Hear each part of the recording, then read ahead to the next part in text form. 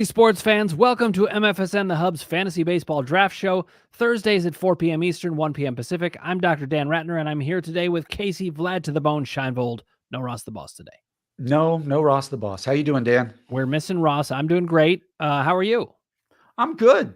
We're 35 days away from opening day, so every day is a little bit better. The days are getting longer, sunsets later and baseball's closer. How And bad not could it only be? that, but we know we got March Madness in between. This is our favorite time of year. It really is. It's just the best.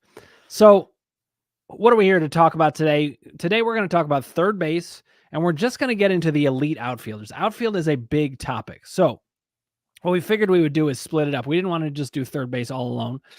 So we're going to bring in elite outfielders today. Next week, we'll do the next 20 outfielders. So we're just going to do top 10 outfielders today. Then we'll do the next 20. We'll do our sleepers, busts, and value picks. But today we're covering third base entirely. We've already covered the infield and catcher other than third base. So let's get right into it, Case. People are here to try to find out who they should be drafting. Let's first talk about our top 10 rankings. Ross made a comment last time that he thought either second base or third base was the shallowest. Oh no, I think third base is deep as can be. I think that's what I found. I was like, oh my God, it's much deeper than I thought. Yeah, third base it doesn't have the elites that some of the other positions do, but once you get down to like from 7 to 15, I could make an argument for any of them, I think, to be in that top 10. Yeah, and meanwhile, second base was like, you get to number 7 and you fall off a cliff. I mean, there were, players you could play, but, Nico Horner's a good player, but comparing him to like my number 10 third baseman, I'd much rather have right in terms of multiple category help. Yeah. And listen, third base actually was a pretty shallow position, I would say, a year or two ago. So yeah, because in my top 10, I would say I have 1, 2, 3, 4, 5 or 6 who've only come into prominence in the last 2 or 3 years. Exactly. It's or at least risen up the ranks. Yeah. And even a guy like Austin Riley, who clearly is in the top 10 third baseman, he wasn't 2 years ago at all. 3 years ago, I think. Yeah. Right. It was crazy. Okay. So as we've talked about, we try to rank the players. If they are eligible in most leagues, I like to slot them in no matter what, even if they have multiple. Yeah, I did multi-position eligibility too. Great. Okay, so Case, we'll start with you. Is there anybody who's in their own tier? Oh, we do have a comment coming in. I just want to say hi. Pistol RX. I like that. Pistol Prescription. Pistol Prescription. Thank you, guys. You are most welcome. Thank you for watching. Looking forward to any comments or questions you have. We're happy to orient you around drafting or anything else for that matter around fantasy baseball. We've got Ross here on the comments with us. You guys are the best. Ross, we miss you. We're thinking of you, buddy. Thinking of you. All right. We look forward to having you here next week with us. All right. Oh, thoughts on Austin Riley? I don't even know if you heard me say that early. All right. Well, let's first. I assume Austin Riley is not in your tier all by himself at the top. He is not. Where is he? He's in the next tier. I mean, the only guy who I think is in a tier by himself is Jose Ramirez. Now, Jose Ramirez is getting up there in age, but he's the only one who truly has shown all 5 categories, right? Like, you're not counting Bobby Witt Jr. I'm not. He only qualifies as shortstop only, I think, in Yahoo this year. Okay, that's good to know. I mean, he qualifies on Fantrax where we're doing ours. He qualifies at third base. So I would put him at the top at third base. Yeah, I would put him above Jose Ramirez if I had him as a third baseman. Absolutely.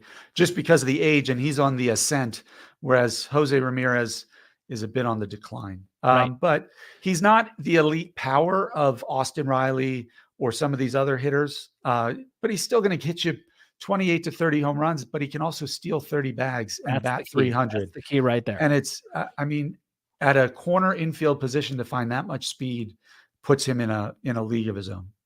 Yeah. I mean, I did put Bobby Witt on my list originally. And, would you rather have Bobby Witt at shortstop or third base? It's really going to depend on which position you think. I'd probably rather have him at third base because there's a better chance at shortstop, I think. Shortstop is even deeper than third base. But, it's funny. That didn't used to be the case either. No. I remember years where it was really shallow. Oh, yeah. So I was interested to hear you put Jose Ramirez at the top. I have him at the top also. And I didn't think we were going to rank it that same way. I bet you Ross wouldn't have, actually. Ross, you're out there. You can tell us. But the fact that he runs makes all the difference to me. Yeah. And it's not like he runs like Nico Horner, like we were talking about. He does everything also. He just right. also He's runs. not, even if he's not running, he's still giving you 4 categories, and not a lot of people can say that. So Right. he's my number 1. The next tier, I mean, he wants thoughts on Austin Riley. He's my number 2. He's right after Jose Ramirez, because he's still, I mean, over the last 3 seasons, I think he has a 286 batting average. So he's been consistent with his batting average, despite the strikeouts, which are high. He's elite power and run production with a 285. I mean, he's a 4 category stud. So he's got to be number 2, and he's done it consistently for a couple of years now. Yeah. All right, let's say hi to Uncle Ted. Uncle Ted, thank you for joining us. Uncle Ted says, "What's up?" Uncle Ted is part of our always opinionated Uncle Ted. I might. He's got strong opinions, and we love him for it. And he knows what he's talking about. And meanwhile, guys, there are 2 slots potentially available. We're probably going without, but if 2 people show up and they say they want to do it, we would consider it. So if you want to be in that league, by the way, let us know soon, because our draft is March 7th. That's when it begins. This is basically a dynasty league draft. So you want to get in early, and that's why the draft's happening early. So, Case, I had Austin Riley next also, but I struggled with that because, and can you guess which player I struggled to rank him with most? Yes. Guess. Gunnar Henderson. It wasn't Gunnar Henderson. It was Rafael Devers. Well, I put Devers at 4th. Okay, so to me, I had Riley and Devers they're almost the same player to me, but there are reasons I like Riley more. Riley has more power. He's got more power. He's also in a better lineup. A lot of people keep thinking of the Red Sox the way they were. There's no David Ortiz and Manny Ramirez. It's not a bad lineup at all, but the Braves lineup is absurd. So with more power and the fact that his batting average, I mean, he had a higher batting average than the Devers last year. So yes, I know. Suddenly you're looking at a similar player with more power. Yes. That's how I see it. So I have Jose Ramirez, then I have Austin Riley, then Devers. Now, the way I see it, there's a big drop off from there. It's not a horrible drop off. I put, as you saw, I put Gunnar Henderson above Rafi Devers. The reason being double-digit steals. I think he hit almost 280 over the last 100 games. Remember, he started off terrible. Sure. And so if he's a 280 hitter with a 37 home run pace for a full season, and then you're talking 100 runs scored, 100 RBIs, and 10 steals. Like, to me, that's the steals alone put you above Devers. Okay, so you may not be aware of this, because at this point in the season, lots of people are not going to be aware of certain news items, but he did just have an oblique injury. I don't know if you heard about that. Oh, no, if that was recent, it doesn't change my ranking necessarily, because I don't know the severity of it, but the thing is, it doesn't change my ranking in terms of a dynasty draft at all. Right. But it did change my ranking here, because an oblique injury can linger and he could just miss time. So now you've got a little bit of risk built in. I'd rather have Riley or Devers at that point. It's close. So I don't think it's a huge drop off from there. I think I put him then in the next tier. And here's the tier that I see him in. It's Manny Machado is next. I have Nolan Arenado next, which I think is actually going to be controversial for some people. Yeah. Then I have Alex Bregman. That's another tier to me. Wow. I have Machado 7, Bregman 8, Arenado 9. Interesting. All right. So who did you put above? Well, I already told you I put Gunnar Henderson up there. Yep. I put Ellie De La Cruz. I have him above also. I put Ellie De La Cruz at 5th. I mean, again, the strikeouts are a problem. I think I read some stat that he was on pace for over 230 strikeouts at one point, which is crazy. But he was also on pace for 111 runs, 21 homers, 73 RBIs, and 58 steals. And it's the steals that really makes it hard to pass him up. And the talent is insane. If he achieves 90% of what they think he's going to achieve, you're talking Fernando Tatis levels of production type of stuff. Sure. Not quite Acuna. Nobody's going to be there, but you never know though. I mean, to me, De La Cruz has just as much chance as finishing as the number 1 as the number 18 third baseman. Well, and listen, this is another thing that you and we know ourselves. Yeah, well. You're more risk averse than I am. I'm more risk averse, so that's why I'm going to take a guy like Manny Machado in a redraft league. In a keeper league, it's not even close. I mean, De La Cruz is probably, if you're including Bobby Witt as the third baseman, he's number 1. But De La Cruz is probably second. I mean, maybe Gunnar Henderson. I don't know. It's going to be one of those two. And these other guys like Machado, Arenado, Bregman, you want nothing to deal you want nothing to do with them in keeper Sure. and dynasty, really. I mean, Right. not nothing to do, but they come at a Look, much lower. Machado, I don't even think he's 30 yet, and even with a bad year, still hit 30 home runs and drove in 91. So, And I think like, he stole 10 bases too, so it gives you yeah, something there. I agree that the floor is great for him, right? But I'm a ceiling guy. That's so that was my 5. Number 6, above Machado, I put Royce Lewis. If Oh, this well, I had Royce Lewis number 10 at shortstop, so I love him. Right. I mean, his if his knees don't keep dying on him, I think he's had the same ACL repaired more than once. This is on pace for his 162 games, 39 home runs, 95 runs, 132 RBIs, 14 steals, and a 309 average. Like, he just has to stay healthy. If you remember, he hit 4 home runs in the postseason last year. Oh, I Like, mean, he's a fantastic player. I love him. But again, I know. I think you're often counting where might we be headed, and I'm thinking where can we be sure we are? Yeah. And there are other like I have De La Cruz ranked 10th at third base. Yeah. Now, and you said it yourself. He could be 1, he could be 18. That's why I rank him And so 10. you're right in the middle. Good job. We I'm think I'm a alike. math guy. So, but I freely admit to you, he could be number 1. And so people are going to win leagues by taking De La Cruz. Ironically, he's not going to qualify. If he breaks out. He's probably not going to qualify at third base next year, but this Where year is he going to be playing next year? Shortstop. Just short. Because Noelvi Marte, the other prospect for Cincinnati, their infield is crazy with prospects, by the way, because that doesn't include McLean and Encarnacion Strand and India, and it's nuts. But it's Marte could be a sleeper third baseman. I have him under my sleeper picks. So do I. So I think De La Cruz is going to be a shortstop only. Now, there's one guy in my top 10 we have not mentioned so far, but I do want to just back up and say a guy like Arenado or Bregman. They're both in my top 10, by the way. They're in the top 10. They're at the back end of the top 10, but they're safe picks. I wish Bregman still ran. You remember the first couple of years, he was stealing 20 to 25 bags. But yeah, yep. But those days seem to be gone. You never know if they'll break out with it again, but seems unlikely. So there's one guy missing from the top 10 that we haven't mentioned. For me, that's Alec Baum. Okay. I have him as a sleeper. We were both really high on him going into last year, and he performed. He did what I would have hoped he would have done last year. I remember passing on him in the draft, and you picked him like the next pick. Yeah. And I was like, no, because I knew what that meant. Yeah. And he had a great year. And he's in a great lineup for that matter. So, and a great park. Yeah. He was on my sleeper list because I don't think people think of him the way you and I do. So my number 10 was Josh Jung in Texas. Okay. And I have him. I actually don't even have him as a sleeper pick. I have him as a value pick because I think he's known enough. Yeah. But he's actually my number 10. If you don't count Bobby Witt, he's your number 10. In. Yeah. Yep. And it's just because, the power, he is the potential to join Devers and Riley in that category of elite power, decent average, great lineup, 100%. 4 categories. If you're in a keeper or a dynasty league, I'm going to have a lot of shares of Josh Jung because he's not going to cost you as much, but he's got that same upside. And I actually think he's going to get there also. I think he's going to end up, an Austin Riley type, which of course you want on your team. Yes. All right. Who else did you have in the top 10 or did we get everybody? That was my whole top 10. Yeah. Okay.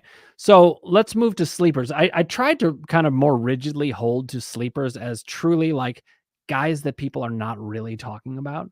Yeah. And put a guy like Josh Jung as a value pick. Okay. Or even Alec Baum, who I had ranked there. I would have ranked as a value pick. I would have ranked him as a value as opposed to a sleeper just because he's enough of a known commodity. So let's start with value picks because these are the ones that people know, but they're not talking about as much. We both mentioned Josh Jung, and I have him at number 10 essentially because Bobby Witt was slotted out. Who else do you have as value picks there? Max Muncy.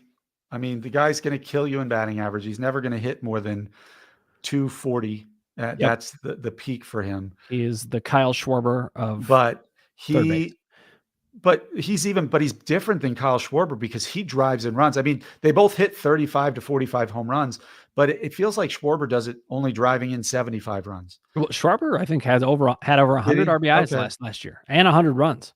I But mean, here's the thing that drives me crazy about Schwarber. We'll get into that next week when we yeah, get he into hits deeper outfielders. 15 of them in a month, and then the rest of the It's season is maddening. terrible. You Yeah. just got to watch him suck the rest of the time. Yeah, Max Muncy is almost a lock to hit you 35 home runs and get 200 combined runs and RBIs. Like, and that is crazy good. I mean, the batting average is going to hurt you, but it doesn't hurt you as much as it did 7, 8, 9, 10 years ago when that would be a killer. It's a really important point because the game has changed and people they aren't thinking of these players the same way. They might look at a 240 average and think, "Oh, it's terrible." That's actually basically like average now, which is sad, Yeah, but true. All right, Uncle Ted brings up Candelario, 15 million a year. He's going to play a lot. he is. I agree with And that. he produced. Yeah, I don't think he's elite in anything. I think he's solid across the board. Kind of what do we refer to Willie Adames? right. I think last week, and he's in Detroit. It's an improving lineup. Don't get me wrong. I'm Who a fan of Detroit. Candelario? I I think he think is, isn't it? no, I think he's in Cincinnati now. Did he go to No, Yeah, I'm pretty really? sure. I think he signed with Cincinnati. Yeah, which makes your comment about the infield even more crazy. Yes, he signed with the Reds. Oh, I didn't know that. I was wrong. I He is apologize. projected as a co-starter at third base along with Marte, Nolan Marte. Yeah, that's Yeah, a good lineup for him. But I like Uncle Ted's point, though. His contract is going to protect him. If he didn't have that contract, I'd be worried about him, getting pushed out by Marte. But he's got that contract. They're going to play him one way or another. And I have this guy as a value pick too, Jake Berger. I do too. In Miami, like the legit power and great plate discipline. Like he's going to have legit batting average too. So I have him as one of my value picks too. That's interesting. I don't think of him as a batting average guy. I mean, he hasn't been historically. So what are you seeing that's making you think he will be? What do I see? He cut his strikeout rate to 21%, which is pretty low considering it was up closer above 30. Well, that's definitely good. So he's not chasing as much. And his weighted on base average was after he got traded went up to 363, which is wow, legitimate. And even with the bad batting average to start when he was in Chicago, he still ended the season with a 250 average. And 149 strikeouts sounds like a lot, but in today's day and age, that's not horrible. No, it really isn't. I mean, what did he bat? 230 something? 250 this last year. This is sorry, I was looking at projected stats. Yeah. I mean, if he can keep his average at 250, he's going to hit 35 homers. He's an extremely good value. Right. All right. Uncle Ted says Zeke Duran, third shortstop and outfield eligibility is incredible. We talked a lot about him last year, and actually, I remember Uncle Ted loved him last year as well. Yeah. What are your thoughts on Duran? I like him. I don't know where the playing time is going to come if everybody's healthy in Texas, because Zeke Duran's Texas, right? I got Candelario wrong. You are correct about that. Yes. Because if Seager's healthy, if Jung is healthy, and then the outfield is Adolis Garcia and those guys, it's Wyatt Langford coming up. You've got Evan Carter, who was like Superman when he came up last year for them. So I don't know. Well, Uncle Ted says Duran is going to DH, but the other point I'll make is, and I'm not saying this because value. Yeah, he is good value. I'm not saying this because I want it to be the case, but injuries just always do happen. Somebody's going to get injured. And Seager is out. Uncle Ted says Seager is out. Yeah, they expect him to be ready for the regular season, but he's out right now. Yeah, I mean, and I like Seager, but he doesn't run, and he's an injury risk. And I worry about the value because you've seen it. The guys don't get enough playing time, and suddenly they never get into that rhythm. And you're guessing, is today the day he's going to play, and is he going to produce? I'd rather have the guys who I know are kind of aircraft carriers in their lineup. Yep. All right, now we'll get into the rest of value picks, but I want to slide over to sleeper for a sec because we got some comments coming in about that. Two of the sleepers that I mentioned, I picked basically three rookies that I thought to look out for because, of course, those are generally sleepers. So Uncle Ted points out Kobe Mayo all day. With Baltimore. Mayo is a third first base monster for the Orioles and will break camp as the first baseman. He's a Pete Alonso type. That's the ceiling for him.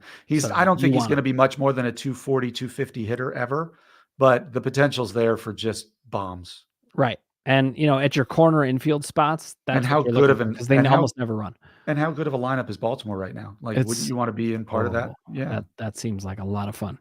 Um, Uncle Ted also talked about Colt Keith of the Detroit Tigers. His extension says he's going to play second base with third base power all day. Well, listen, if he's going to get second base eligibility, then that bumps him up my ranking even more. I had him as a sleeper. But yes, you want to watch out for that because second base is the thinnest position. I assume you agree with that, Case. We've talked about it, but Yeah. I mean, I look at second base, it falls off a cliff really fast. So before we get into that, let's finish up value picks. Okay. Spencer Steer, he qualifies as lots of different Everywhere. positions. Yeah. I didn't put him because we've talked about him so much. We've talked about him so much, but I still think it's worth highlighting him as a value pick. Two other value picks I want to highlight. One, we talked about him before at second base, and I like him better at second base, so I feel funny recommending him here. But Nolan Gorman, speaking of, corner infielders who are going to hit a lot of home runs, he hit like 27 home runs in like 350 at bats or something like that. Yeah. He's going to put up numbers, and if his average comes up, if there's one guy who I think could be truly the next Austin Riley, where everybody was like, he's got a hole in his swing. If he fixes it, I'm not saying he will, but if he does, he's going to be a monster. Yeah. So I like him as a value pick.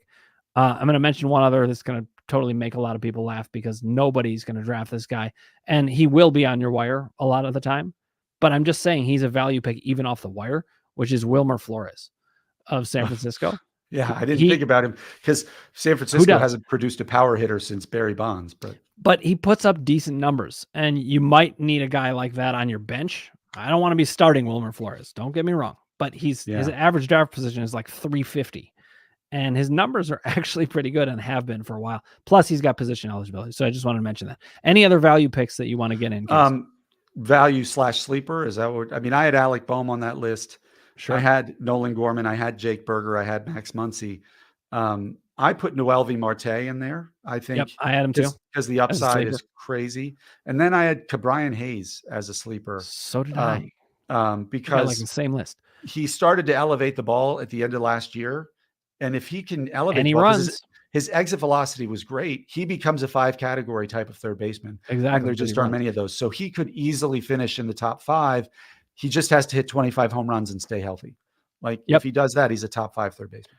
So I didn't necessarily put this guy on my list, but I was looking at like top third base minor leaguers. What do you think of Junior Caminero? The guy's a stud. Rays. I mean, he's a top 5 prospect in baseball for a reason. Yeah.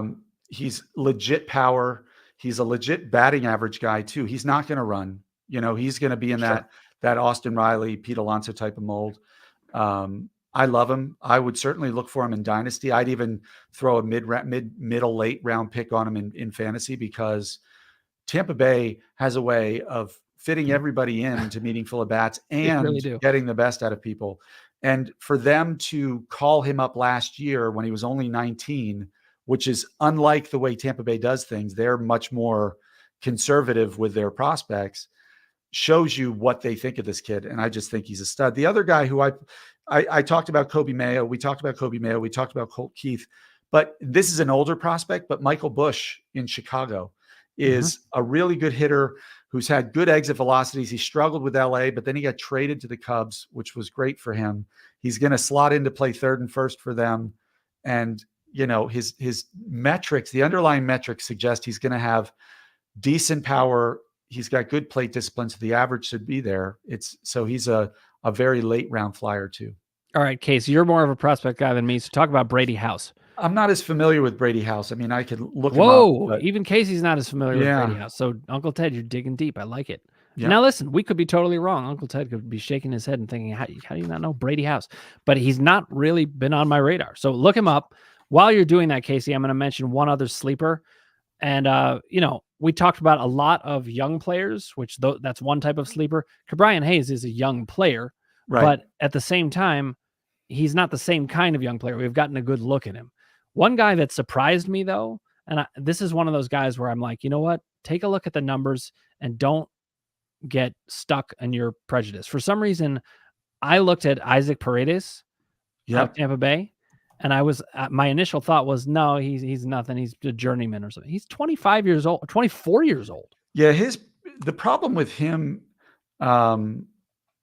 is that Brady House is with the Nationals. He's the number 69 overall ranked prospect, by the way. Okay.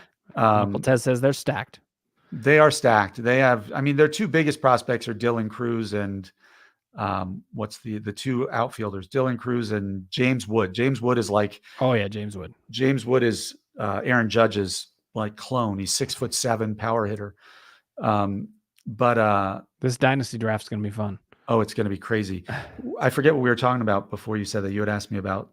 We were talking about Isaac Paredes. Isaac Paredes, if you look at the expected batting average, the expected on-base percentage, his exit velocities, they were all pretty poor. Not poor, they were all very average, I should say, which means that there was some evidence that he was getting a little lucky, that he was just.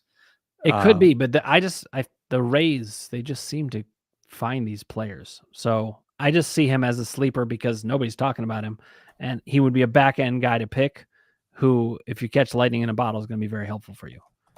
And I believe he has multiple position eligibility as well. Let me take a look at that. All right, let's move to busts at third base. Okay. You go first. You got one? Well, I mean, Royce Lewis, I have him ranked 5, or 6, and he hasn't. I mean, he gets hurt all the time. So the injury risks, Manny Machado was banged up a lot of last year. Nolan Arenado's getting older. I just think of players starting to break down. So the injury risks in that respect. And then just as I had him at his bust at shortstop is Ella De La Cruz, because of the ridiculous strikeout rate and hitting only 140 against lefties. If he doesn't adjust to the league, there's a chance that they just eliminate his. And to me, that's a huge factor in looking for a bust. Are they one-dimensional? And if that dimension's taken away, is that a problem? Or are they an injury risk? And that's a big part of what we're looking for when it comes to busts. Uncle Ted had a question about Yandy Diaz. Does Yandy have third base eligibility on Fantrax? He does not. First base.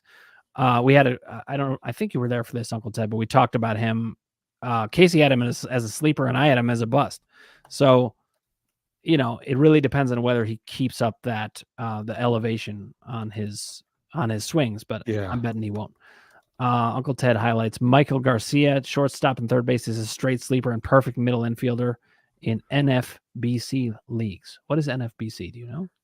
NFBC. You ponder that while I talk about one of my busts. So one of my busts, though, is I mentioned him as a bust at a different position, but I'm not saying he's going to be bad.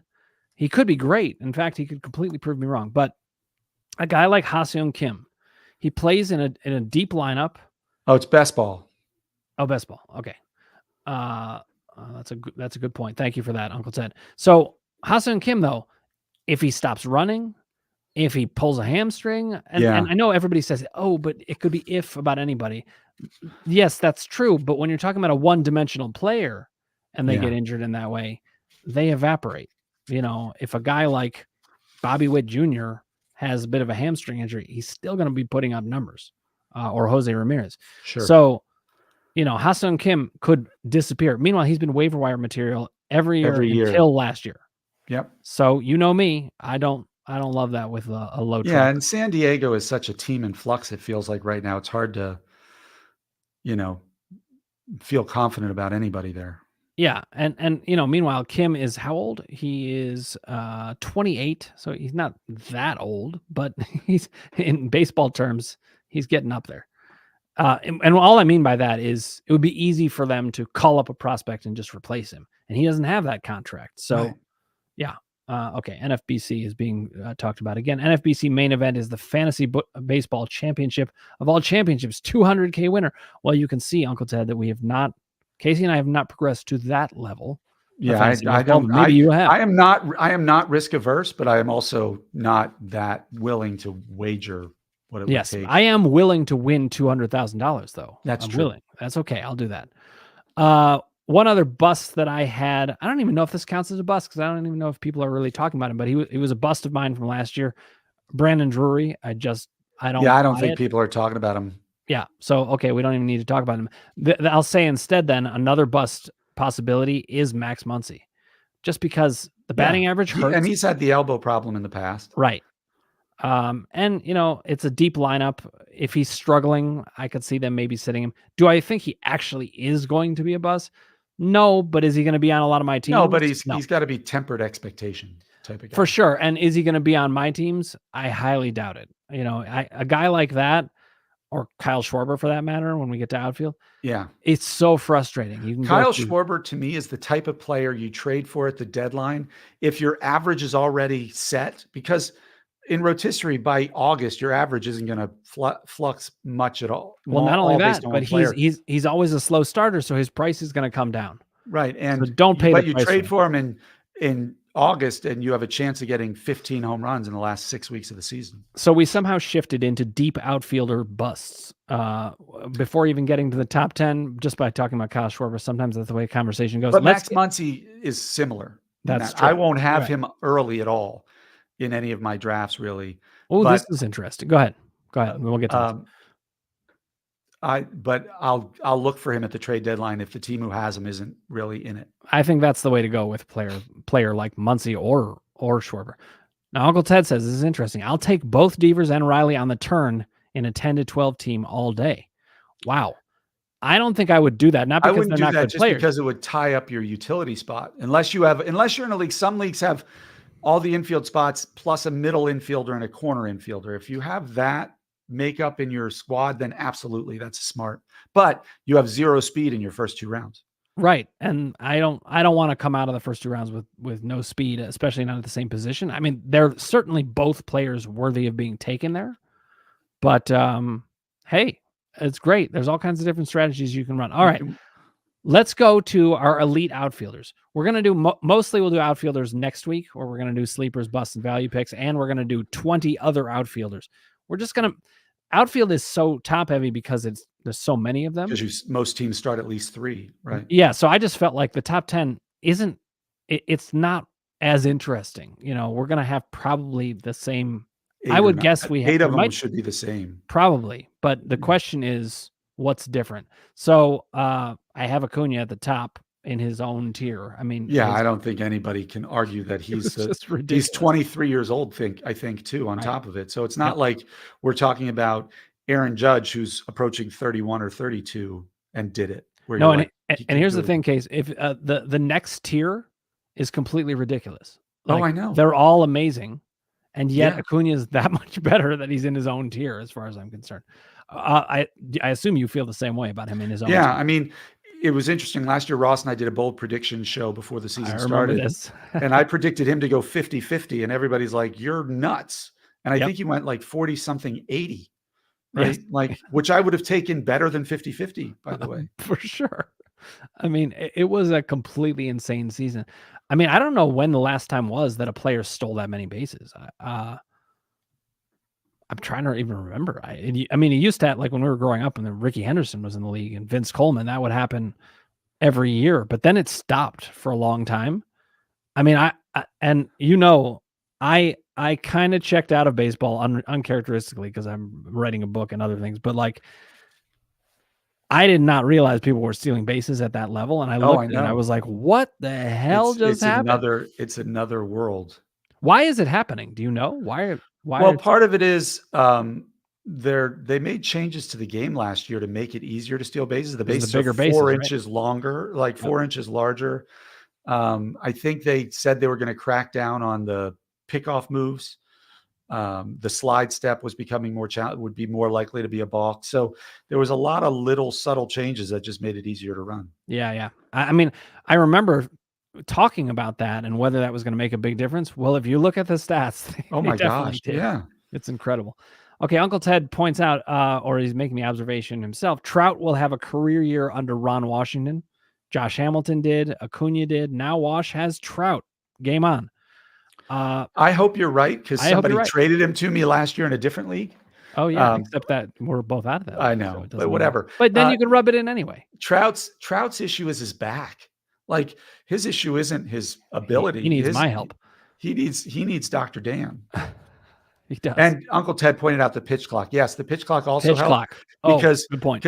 you couldn't just sit there and hold the ball and wait and like throw the runner's timing off. So Yep. good point. Very good point. Acuna 2023 statistically was the greatest fantasy season of all time, no matter how far back He's you right. go. It's insane. It was Ricky Henderson-esque with more power. Like it's just insane. I mean, these numbers are, I don't even know what to say. I mean, let's also include the fact that he had 149 runs scored. Like, just a complete, and his average was 337. It's unbelievable. All right, let's get to that second tier case. Below Acuna, I have 3 guys in this tier, maybe 4. You could argue more, even potentially maybe 5. But to me, there's 3 guys that are head and shoulders. By the way, I mentioned Ricky Henderson, so I have to throw this stat out there. Let's do it. If a baseball player stole 50 bases for 28 straight years, Ricky Henderson would still have more stolen bases than you. 50 bases for how many years? 28. That is an amazing stat. 50 bases for 28 years? You would still have less than Ricky Henderson. So that's over 1,000. I mean, how many bases does he steal? All right, here's my second tier. 1,400, if you want to know. We've got Julio Rodriguez, Corbin Carroll, and Kyle Tucker. To me, well, I put Mookie Betts in there too. I have him 5th. I have him 4th and Kyle Tucker 5th. I just have him a little bit lower because he's just not running as much as the other guys. Mm-hmm.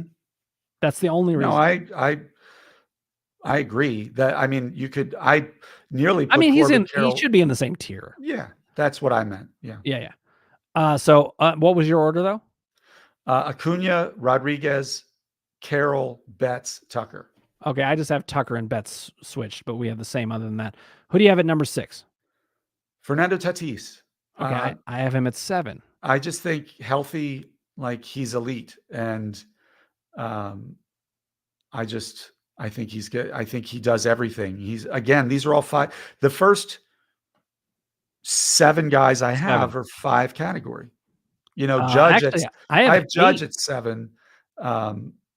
And I think he's not going to get you 20, 30, 40 steals like some of these other guys, but he could easily steal 20. Yeah. Well, to me, in the top 10, one of the hardest guys to rank was Juan Soto. I have him 8th. I have him 8th. Okay. Just because he doesn't run. Although he had 12 steals last year. Yankee Stadium is magical for him, but his power is he's a center to opposite field guy. He's not a pull power. And my fear is he's going to fall into like the left-handed trap that is Curtis Granderson or anybody else. He's going to go for 50 bombs and it's going to cost him 45 points in his batting average. One of the hardest guys to rank in this was Judge though, just because he was injured last year. And now he's got the toe issue. Right. So where did you had him ranked when? 7th? I had him ranked 7th. Okay. Wait, who was 6th on yours? I forget. Fernando Tatis. Okay. I have Tatis 7. I have I actually had Aaron Judge 6th. Then I have Juan Soto. Now number 9, I have Luis Robert. I have him 10th. Oh, okay. And 9, I have Adolis Garcia. 9, I have Yordan Alvarez. Oh, actually, that's a really good pick. Just because think about that. He straight slugs. I mean, he's not going to run for you, but have you ever seen, like, he's the most, in watching postseason games for Houston the last, 3 years, he's the most feared batter in that lineup, similar to the way Barry Bonds was treated. Like, even lefties didn't want to face him because he just rockets the ball. No, and so if he stays healthy in that lineup in Houston, he's a lock to me for 35, 110. He should be above Adolis Garcia because he's also got more upside. Right. I mean, but nothing against Adolis Garcia. But this shows you why we are doing something different with outfielders, where we're just doing top 10 today, and then we got to get into, because it's almost like a whole other position. Is like second outfielder. I have Robert 10th. You have Robert 10th. The reason I have him 10th is because I think last year was the first time he played more than 95 games in a season. And so to me, like, if you could tell me he was going to play 145 to 150 games, I'd put him right next to Julio Rodriguez. This is one thing I just want to put in a plug for. There are guys, it's going to sound silly in a way, but there are guys who actually like figure out how to be healthy. And what I mean by that is if they're so worried about it, they get anxious. They're more likely to get hurt. And once they figure it out, it's like they've proven to themselves they can do it. Yeah. And they settle in. I think Luis Robert is there. I hope so, because talent-wise, I mean, there's not much more fun to watch than that guy. All right. So anybody that we missed from your list? No, that's my whole top 10. Right. I then listed some prospects, but yeah, well, we're going to get to prospects and sleepers and all that stuff next week. But maybe we should just talk about like one or two players that you had to leave off your top 10 and you were looking at it and let me pull up that this list. is hard to believe that I have to leave this guy off. For me, Randy Arozarena is probably that guy. Arozarena. I actually felt Michael Harris was hard to leave off the list. See, he was a little easier for me just because of what he did last year. Just left enough question marks that easy for me to leave him off the list. But I mean, he played most of his games batting ninth last year and still 18 home runs, 20 stolen bases, 76 runs scored. He's slotted as the leadoff 1 or 2 hitter this year.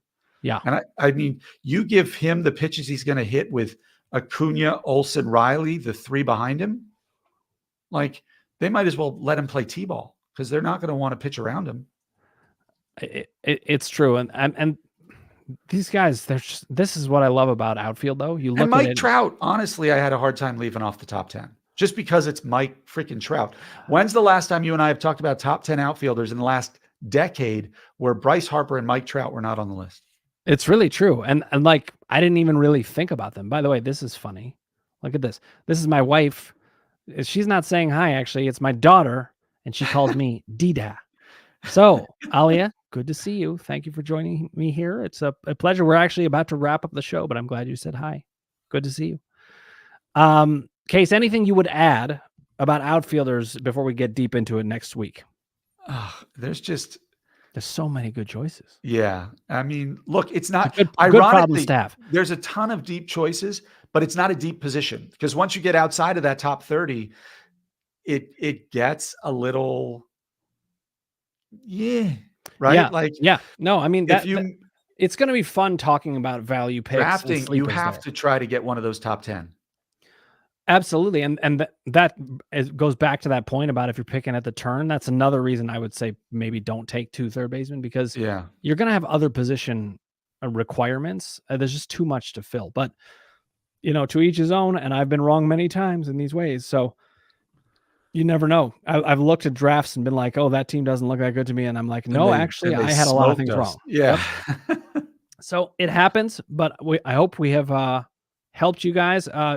Interesting. This is Chaz McCormick all day. We're going to get into deeper outfielders next time. He's a value. He'd be a value pick for me. I don't know if he would make my top 30. I haven't gotten that deep yet, but he's going to be on the cusp because I agree with you. He can do speed and power and he's underrated. And my daughter says, yay. She likes to do that. So thanks for being here.